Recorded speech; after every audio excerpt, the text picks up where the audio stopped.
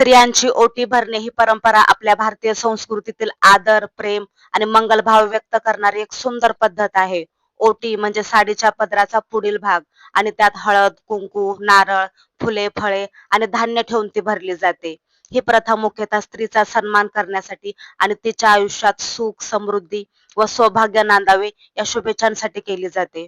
विवाहित स्त्रीला सौभाग्यवती मानले जाते आणि तिच्या मंगल जीवनासाठी देवाकडे प्रार्थना करण्याचा हा एक मार्ग आहे. म्हणूनच सण, पूजा, मंगळागौर, हरतालिका किंवा इतर शुभ प्रसंगी ओटी भरली जाते. ओटीत ठेवलेल्या वस्तूंनाही विशेष महत्त्व असते.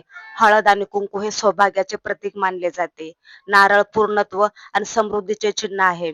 तर धान्य आणि फळे हे भरभराटीचे प्रतीक आहे. या सर्व गोष्टी देताना तुझे जीवन आनंदी, समृद्ध आणि निरोगी राहो अशी भावना व्यक्त केली जाते. यामागे एक सामाजिक अर्थही आहे.